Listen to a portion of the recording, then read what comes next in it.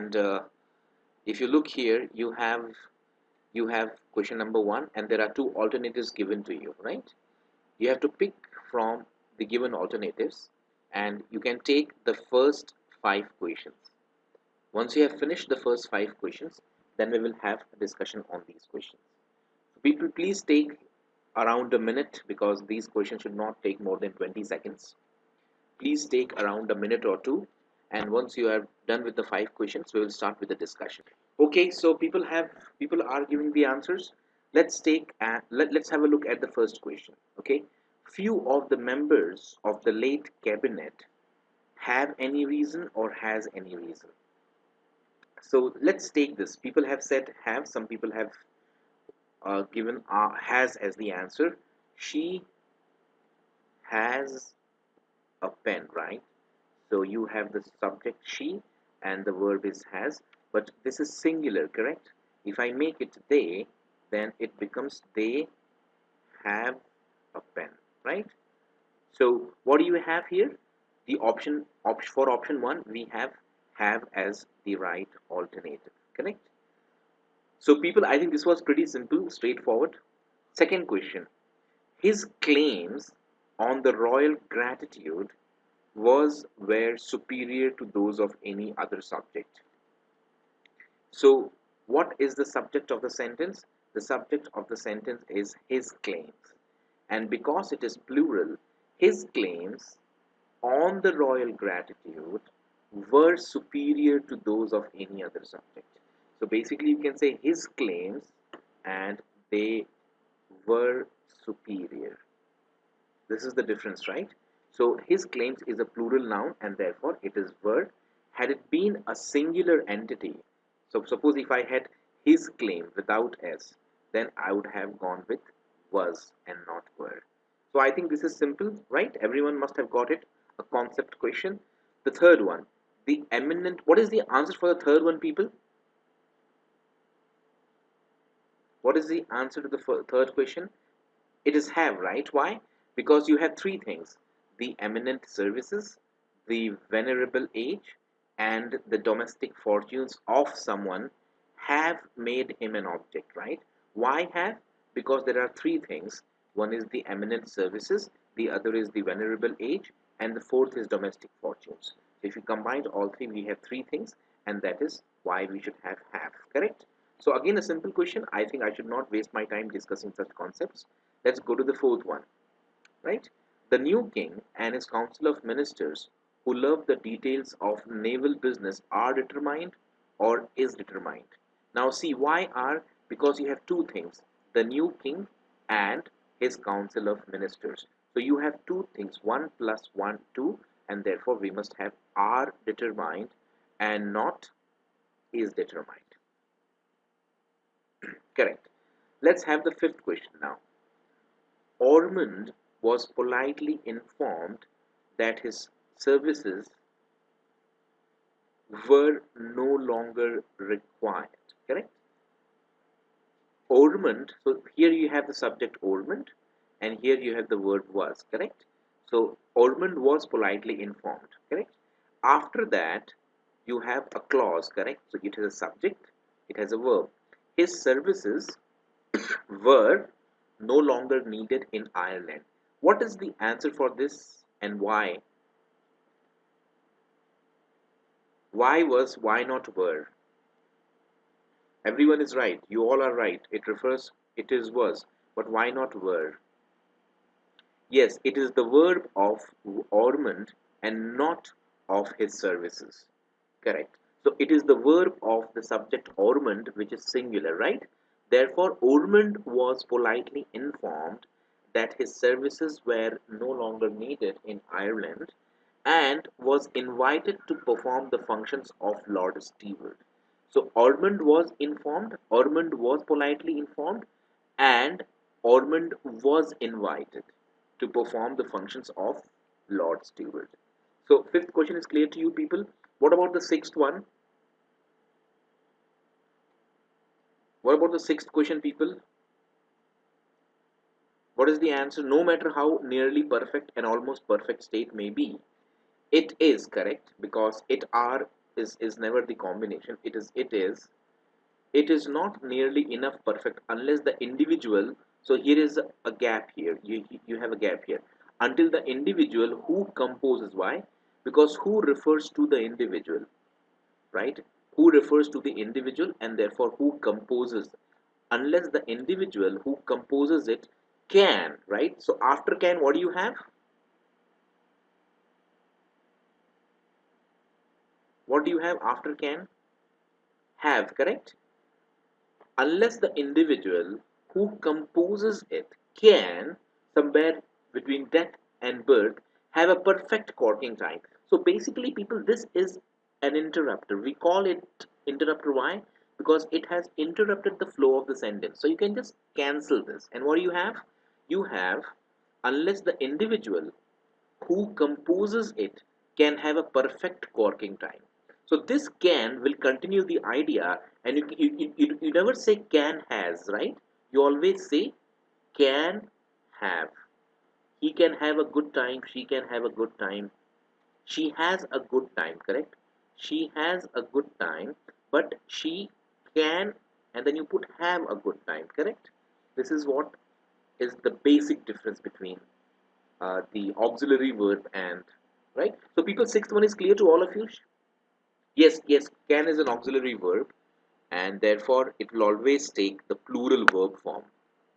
People, go ahead and take the other four questions, 7, 8, 9, 10. We will discuss this quickly, okay? 7, 8, 9, 10, quickly. Okay, let's go ahead now. Uh, there seems to be a feeling. Why seems to be a feeling? Why not seem? Any reasons for that? Why this is not the right answer? Why seems is the right answer? Can anyone give me an explanation? There seems to be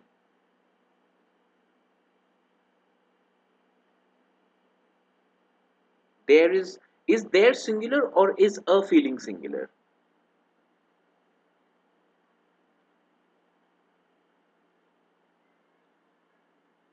There seems to be a feeling, or there seems to be, so it is basically because of a feeling that the verb is singular. So whenever you start your sentence with there or here, the verb must come first, followed by the subject. There seems to be a feeling in many quarters that, and this is the feeling. There seems to be a feeling, there seem to be some feelings. So if you want to say some feelings here, the moment you make it some feelings here, then you will have there seem, right? There seem to be some feelings in many quarters. There seems to be a feeling. People, are we clear about this difference? That whenever you have your sentence with there and here, then you have the verb first and the subject comes later. And depending on whether this is singular or plural, this will accordingly change, right? Correct. So people, let's go to this next question now. The atmosphere that is are so familiar. I think this is pretty simple. The atmosphere that is are so familiar and comforting to us is, so this is also a verb and this is also a verb, right? This is the verb of which subject and this is the verb of which subject? Please let me know. I will just give you some explanation here. You must understand. The pen is beautiful, correct? The pen is beautiful. Okay, so this is the subject, right? Everyone agrees with me, and this is the verb, and this is the adjective, correct, people? This is quite a simple sentence. If I say the pen that is on the table, right, is beautiful, correct? So I have now extended the sentence. The pen is beautiful. And what do you have between? In between you have that is on the table. Now what is this called as? It's a modifying element, correct? It's a modifying element, or you can say it's a modifier. Correct? It's a modifying. What is it modifying, by the way? Abhishek, Pulkit, Ritika, Ritu, I don't know. What is it modifying? Shreyash, you just joined us. What is it modifying? The pen. That is modifying the pen, right? So the pen is singular, and therefore this is singular. If I say the pens, then this would become are. Correct, people? I hope you have understood this. The pens that are on the table, and then you would say are beautiful. Correct? So can I say that this is the subject S1 and this is the verb V1, correct? This is the verb V2. Where is the subject of this verb? The subject of this verb is nothing but the pronoun, uh, the pronoun that, the relative pronoun. This is subject S2 and this is V2, correct? And it refers to the pens, and therefore this has become are. So it is a subject, but it is a relative pronoun. In fact, it is a subject, but it's a relative pronoun because it refers to the pens. Correct, people? So I can have one more sentence. The pen, right? The pen that you gave me is beautiful. What is the difference between this sentence and the other sentence? The pen is the subject, right? I can say it is S1, and I can say is the verb, and this is V1. Now, what is happening here? In this case, that is not the subject of the sentence. I mean, this is basically a modifying clause. Of course, it's a modifier, but this modifier has a subject verb pair. You is the subject S2 and gave is the subject V2. So sometimes that itself becomes the subject, as in this case, and sometimes that brings a subject with it. Are you getting my point? Sometimes that brings the subject and verb, and sometimes that itself becomes the subject. I hope this is clear to you, everyone. Did you understand how that functions? Sometimes it becomes the subject, and sometimes it introduces the subject and the verb. So this difference you must know. Okay, so let's go to the exercise that I had opened. Now look at this question. The atmosphere, yes, that is treated plural depending upon whether it's a subject or not. The pen that you gave me. So here that becomes the object. I mean, the pen that you gave. So the pen that is lying on the table, here that is the subject. But when you say the pen that you gave me, here that is referring to the pen, but it has become the object. So this is the slight difference between. So if you say, I will just clear this concept because I think you people might have some issues with this. Now look at this. The pen which, okay, the pen that is on the table, correct? Now that refers to what? The pen. The pen is on the table. So that itself has become a subject, S2 V2, right? It's a subject. The pen that you gave me. So what did you give me? You gave me what? The pen. So here the pen was the subject and took the verb is. Here the pen is basically you gave me. What did you give me? The pen. So here that refers to the object. Here that refers to the subject. So because that refers to the object, where is the subject? You is the subject. Because that refers to the subject, where is the verb? Is the verb. So after that, you can have the verb straight, in which case that is the subject. And after that, you can have the subject and a verb, in which case that is basically an object. Is this clear to you, people? This is one of the most important elements of grammar. Now see, the atmosphere. Where is the verb of this atmosphere? Where is the verb, people? The atmosphere is to others an environment of dread possibilities. So this is the subject and this is the verb, right? The atmosphere is. And what kind of atmosphere? That is so familiar to me. So is refers to the atmosphere. I mean, is the, that refers to the atmosphere and therefore is. Are we clear about it, people? Everyone is clear about it? Shall we go to the next question?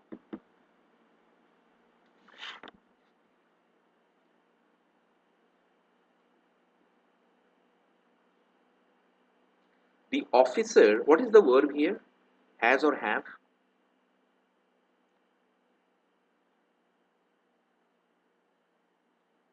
The officer commanding the troops,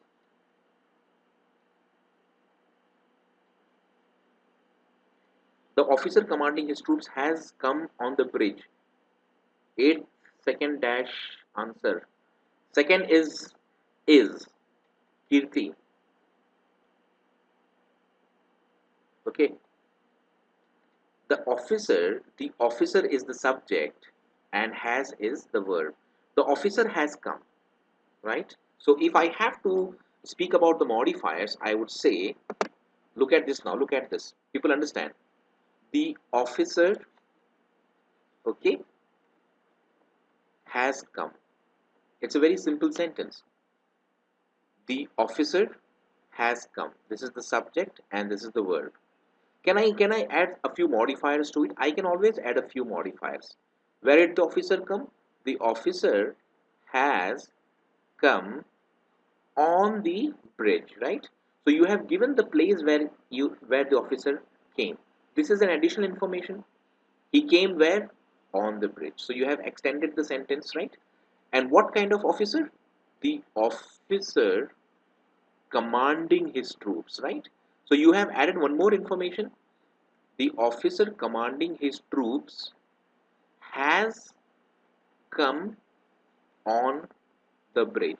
So even in this case, if you look at the sentence, the subject is the officer and the verb is has come. Of course, come also is a part of the verb. The officer has come where? On the bridge. You can remove this and you can say commanding his troops. Now this refers to whom? Commanding his troops. It refers to the officer. What kind of officer? The officer commanding his troops. Are you getting my point, people? So this is basically acting like an adjective. It is qualifying the officer as if there are different kinds of officer. One is commanding his troops, the other is not commanding his troops, and the one who was commanding his troops has come on the bridge. Are you getting my point, people? So basically commanding his troops is acting like a modifier. So this is not the verb, people, understand. If you had not learned grammar properly, you would have said that this is the verb, but the verb is has come. This is the verb. This is not the verb. This is basically acting like an adjective, and therefore I call it as participle.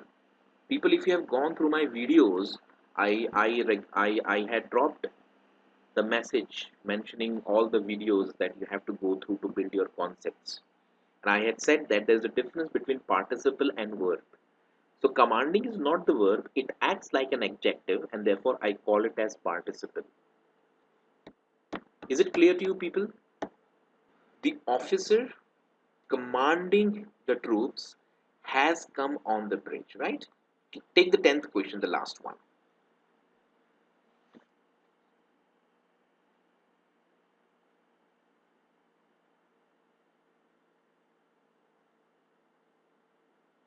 Y indicates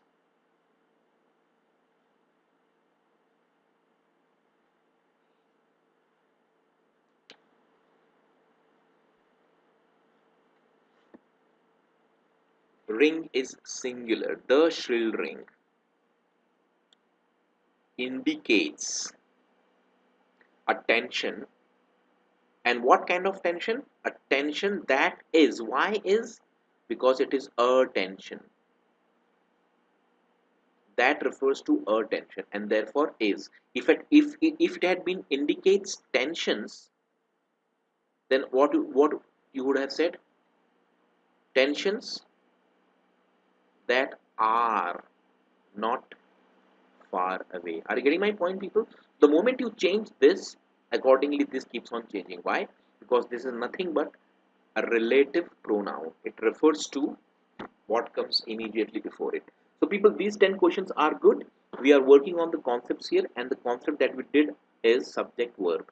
How to find the subject and how to relate the subject with the verb. The moment you relate the subject with the verb, you have done 90% of the job. 90% of grammar is subject and verb. The rest 10% is modifier. And once you have understood that, you have become a good reader. Shall I go to the next assignment, people? Now this is again a different kind of this, right? Here it says this exercise consists of 10 sentences. Spot the subject and the verb. So in the previous case, I had given you alternatives. Now you have to basically spot the subject and the verb. Every pair of subject and verb. Okay, take the first question and tell me. Take the first two questions. Okay, and spot every pair of subject and verb. In the discussion, I will point out the subjects and the verb. And you will understand when you take the RCs later on why I am emphasizing on the subject and the verb all the time.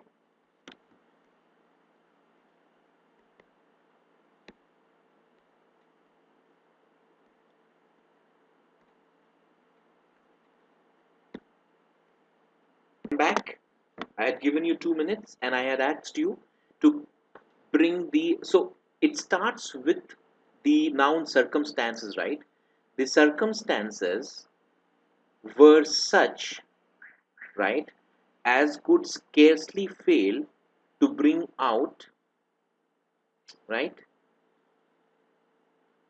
The circumstances were such as could scarcely fail to bring out in the strongest form the constitutional diseases of his mind. What about he was, people? Isn't this also a subject verb pair? You have S1 and you have V1 as the verb, right? What about he was, correct? So don't you think it is S2 and V2? Right? Everyone has detected this, correct? S2, V2 is also there. But then what is the difference? What is the structural difference? It's good that you have noted the difference, but what is that difference? Okay, I will come to this sheet here again and I will explain to you that difference. The difference is uh, the situation, correct? The situation is different, right? You all agree with this? So the situation is the subject and this is basically the verb, right? And if I say situations, then you would say let's make it are, correct? Now I will add something to situations. I would say the situation, okay, the situation in which I am is different. This also is correct, right? So what do you have in this? The situation is different, correct? And what is additional information that you have? In which I am, correct? In which I am placed or in which I am, engaged, correct? The situation in which I am is different. So can I say that which always brings a clause with it? This is the subject and this is the verb. So can I say which is almost equal to that? Which and that do the same thing. They bring a clause. They are different slightly, but one thing is quite common, and that is which and that they both bring a clause. That means they will definitely have a verb. Sometimes which itself will become a subject, and sometimes which will get a subject and a verb. So in this case, which has brought what? A subject S2 and a verb V2. But sometimes which might become the subject. Look at this now. The situation which was created by you, correct, is different. Now what have I done in this case? The situation is different, correct, and which was created by you. So which was created, right? So you have the verb. Where is the subject? The subject has become which. S2 V2. It refers to what? The situation. Here also which refers to the situation, but which is not the subject, which is the object. The subject is I am. Are we clear about it, people? I hope everyone is getting this concept. You must understand that a sentence can have many clauses. See, understand. A sentence can have many clauses, but it must have a minimum of one independent clause. It must have a minimum of one independent clause. It can have many dependent clauses. Many, when I say, it doesn't mean infinite. It can have 2, 3 dependent clauses. There is no limit to it. It can have 0 dependent clause. Look at this sentence. The situation is the situation is different, right? There is only one independent clause. There is no dependent clause, right? You have situation as the subject, you have verb is, that's it. There is nothing in it. But in this sentence you have basically a dependent clause as well. The situation in which I am. Are you getting my point, people?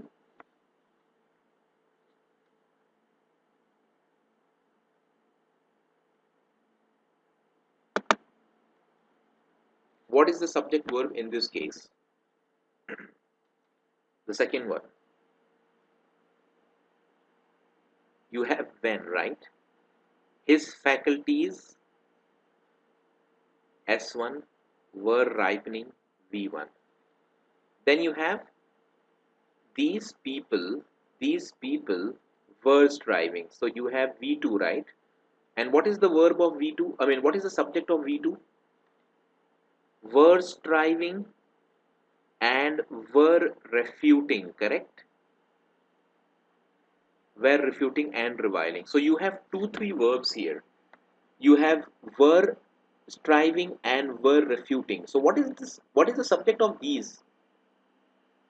What is the subject of were refuting and were striving? The subject is API. Yes. EPIPP. Correct. Correct. Right? And how would you break this down? When his faculties were ripening, the Episcopalians, Presbyterians, Independents, and Baptists were striving for mastery. So when you were studying, I was asleep. Correct? Now, if I have to give you a parallel example, I would say, I will just scroll this down and I will make this sentence simple for you. When you were studying, correct? When you were studying, I was asleep, correct? It's a good sentence, right? How many subjects and how many subject verb do you have? I is the main subject and this is the main verb. And you also have a dependent clause, right? S2, V2. So that means when always brings with itself a clause. Can I say this, people? That when always brings with itself a clause. So when will always bring a clause. Were will always bring a clause. Who will always bring a clause. Whom will always bring a clause. Which will always bring a clause. That will always bring a clause. Are you getting my point, people? Whenever you see these words in a sentence that is without a question mark, whenever you see these words in a sentence without a question mark, you will find that they are yes, whoever, whomsoever, whomever, right? So they will always bring a clause. Correct, whatever. And many more terms maybe. Okay. So are we clear about this, people?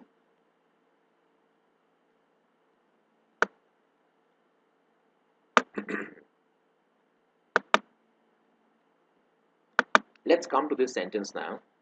Now what is the first subject verb?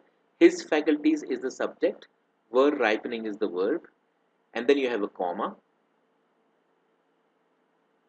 Yes, yes, yes, yes, yes.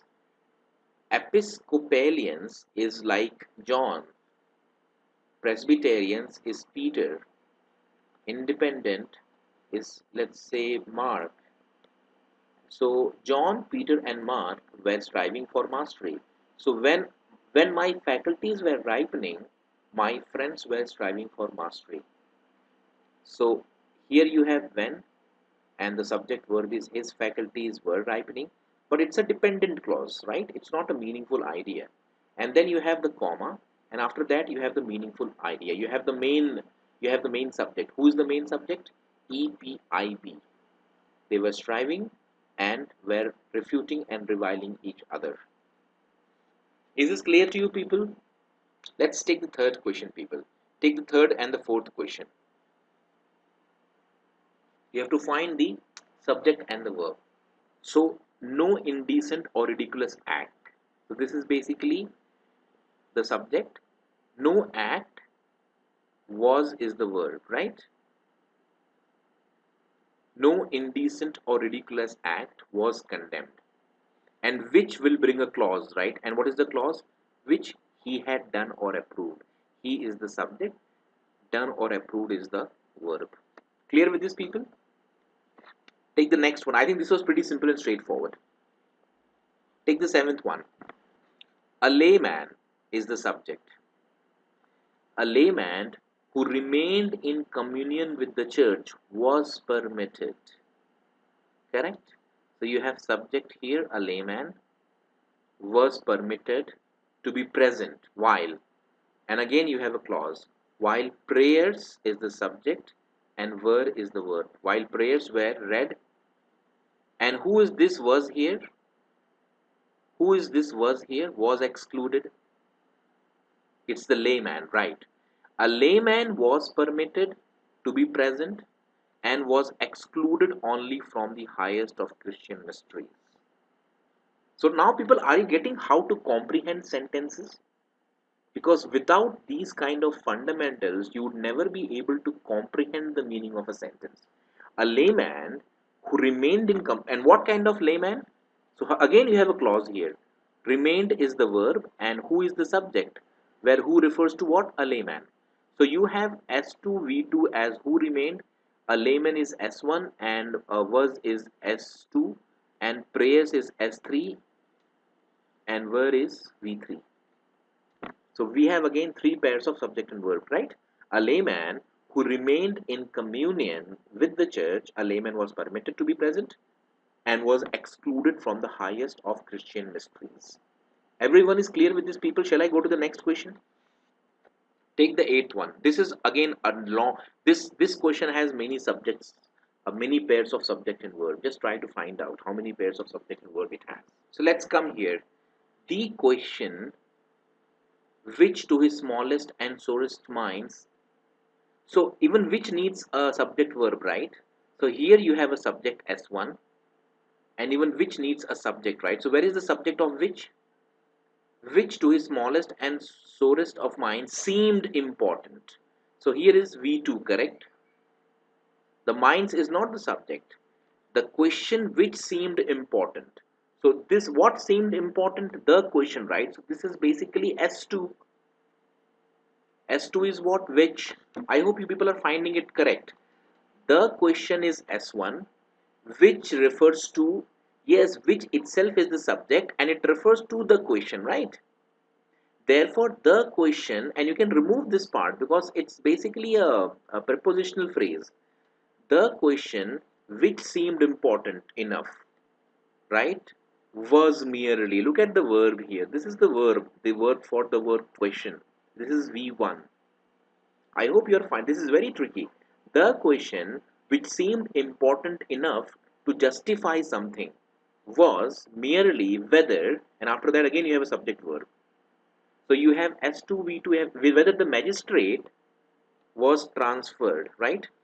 Whether the magistrate is S3 should assume is V3, and to whom the kingly power, right? Kingly power is S4 and was transferred is V4. It has four pairs of subject and verb. And if you carefully look, then these are all dependent clauses. And how it starts, I will repeat again. The question was whether the magistrate should assume kingly title. Are these in sequence? See this, if you look at the sequence here, I mean, you must find the verb and you must find the subject. I mean, the sequence, the question which seemed important was, right? The question which seemed important was, the question was, right? So here you have S1 and V1, and what was the question? Whether, and whether again will bring a clause with it. Whether the magistrate should assume the kingly title. And what kind of magistrate? To whom the kingly power was transferred. People, are we clear? Seemed. Now, I will come here. See, seemed important refers to, seemed important is the verb of which. and which itself refers to question. So this which is basically the subject of seemed important. The question is the subject, main subject, and was is the main verb. This is for Goro. Goro had this doubt. It's a very, very difficult. So if you get such a sentence in the RC, then what would you do? You try to compress this sentence. And how would you compress it? You would say the was question was whether the magistrate should assume kingly title. If I am reading the RC and if I have to reduce my burden, then I would say the question was whether the magistrate should assume kingly title. So whenever you read RCs, you must learn to simplify your sentences. Because without simplifying the sentences, you would not be able to reach the core idea of the sentence of the passage. The way you simplify mathematical equations to arrive at the right answer, you must simplify sentences in RCs and parajumbles to arrive quickly at the right answer. Without the simplification process, people, let me tell you, you'd never reach the crux of the matter. So many people think that grammar is not essential because it doesn't come in CAT. And let them rest assured that grammar is the building block of CAT. Shall I go to the next question, people? Ninth one. Yes, after spotting main subject, main verb, you get clear meaning. A list of the divines who had been ejected from their beneficiaries was sent, right? What is the subject? A list was sent. Who had been ejected, right? So S1, V1, S2 had been ejected is V2, right? And then after that, you have James S3 would nominate V3, 2 who is S4 might keep up is V4. You have 4 pairs of subject and verb. Yes, who might? James would nominate. The fourth subject is who. Yes, Kirti is right. The fourth subject is who. Who can be a subject, right? And who refers to whom? To. To is what here? Two divines. To refers to two divines. Good. So if you read this way, then RCs is a cakewalk.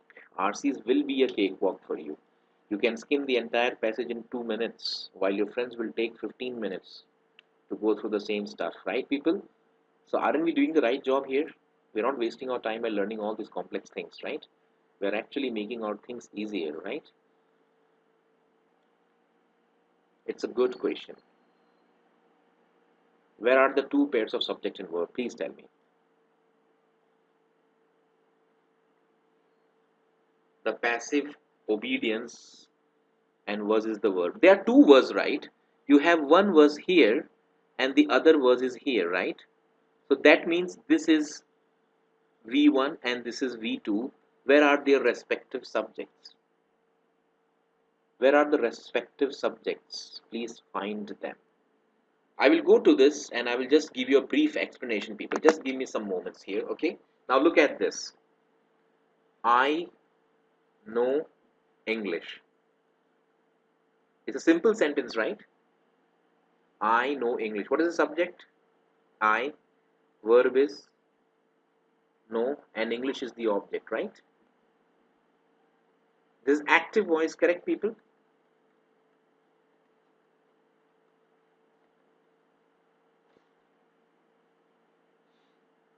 Yes, everyone is happy with this. So, can I say English is known to me? Can I say English is known to me? Passive voice.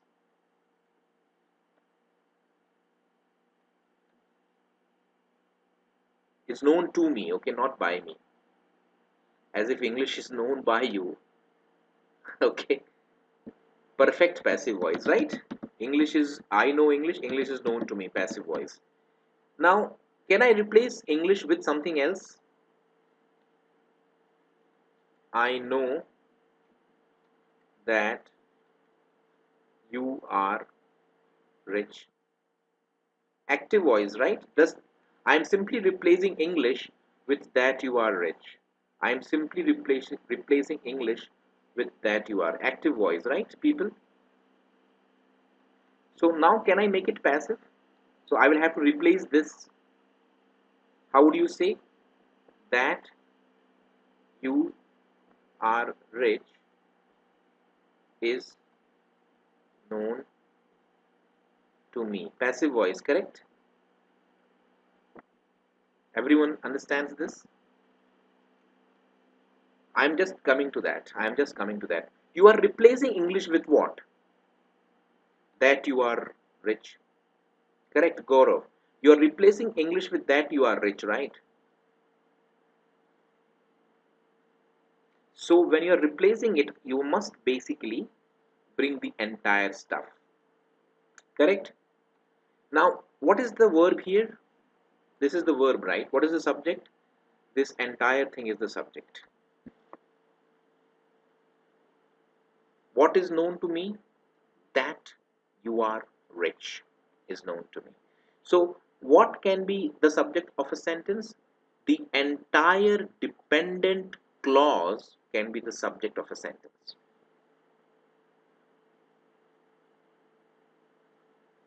You might ask me, sir, can I remove this? Okay. What is this basically? An independent clause, right? You are rich is known to me. But you must put that. Why? Because I know you are rich, correct? That is hidden, correct, people? Or is it not there? That is hidden or it is not there? It is hidden, right? I mean, I may not have stated it, but isn't it hidden? Similarly, even if I remove that, but it must be hidden here, right? So it is not the literal presence or absence, but you know that that must be there. The way it is hidden here, I may not speak, but it is there, right? I know that you are rich. Are you getting my point, people? So whether it is present or not literally, but it is always there. It is hidden form. So you would say that you are rich is known to me. So you might start. So if it is that, then you need a subject verb. You are. Correct? Now let's go to the question. If I come to the question here, that you are rich here is an, yes, it's a dependent clause, right? It's a dependent clause acting like the subject of a sentence. Passive obedience is subject, was is the verb, and this S1 and V1 is basically subject verb of the dependent clause, right? And this was is the subject, is the verb of this entire dependent clause. Are you getting my point?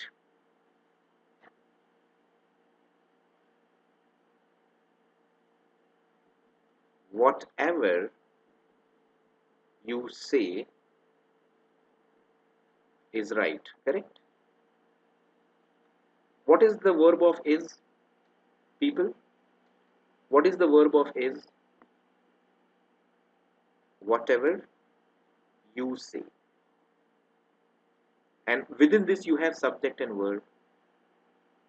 So can't I say that the clause has become, the dependent clause has become the subject of a sentence, in which this is the main verb and this is the main subject. In the main subject I have again a subject and a verb.